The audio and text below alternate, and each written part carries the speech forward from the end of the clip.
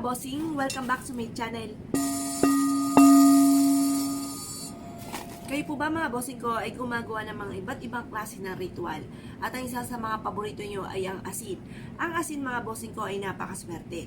Pero dapat alam nyo po ang tamang proseso ng paggamit ng asin. Dahil maaaring kapag hindi nyo po ito alam, ay maaaring instant na kaswerte yan, ay maaaring puro kamalasan ang maaaring mapapasa inyo. Ngayon po mga bossing, ito po ang ilan sa mga tamang paggamit mga bossing ko sa pamamagitan ng asin. Ang asin ay isa sa mga subok na napakaswerte. Basta mga bossing ko, ganito lamang po inyo pong gagawin. Kapag po mga bossing ko na sa inyo pong tahanan ay nag-imbita ka ng mga may alam po mga bossing ko sa mga pampaswerte. At ito po mga bossing ko ay naghagi sa inyo pong sahig mga bossing ko ng asin. Nagdudulot po ito ng kamalasan. Basta yung mga natutunaw, kagaya po ng kandila, at ito po ay inilagay mismo at wala man lang itong sapin.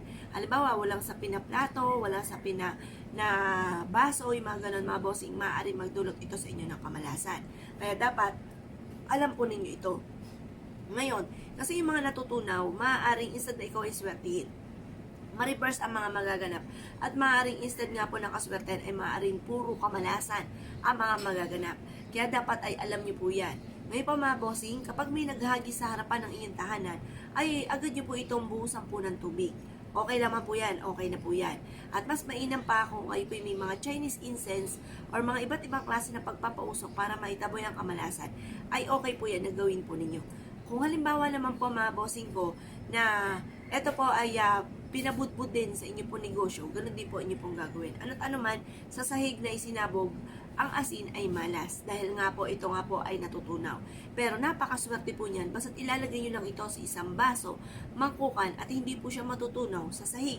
Dapat ay alam nyo po yan, dahil baka akala po ninyo ay swerte, pero ang kapalit naman po nito ay panay negatibo.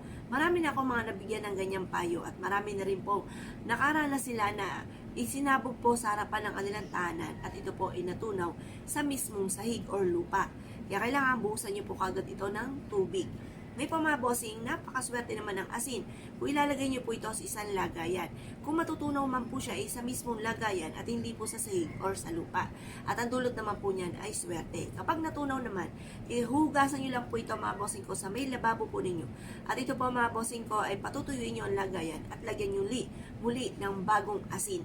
Kailangan ng asin ay bagong-bago, puting-puti at hindi po siya yung natutunaw na. Kasi once ito ay natutunaw na, marami na siya nahigop ng mga negatibong enerhiya. Ngayon po mga bossing, yan po yung mga simple, napaka-epektibo mga pamamaraan upang sa ganun, hindi tayo na maka-attract ng swerte. Ilagay nyo lamang po ito mga bossing ko sa harapan ng inyong tahanan na nakalagay sa mangkok or baso or kaya sa ilalim ng inyong pong higaan or kaya po sa inyong pong negosyo na malapit sa inyong kaha at ang dulot po niyan ay swerte. Kaya kung kayo pinaniwala mga bossing at nais po yung gawin, huwag na po kayo magpatumpik-tumpik pa, subukan niyo po yan, proven po yan. Ila po mga bossing, salamat po!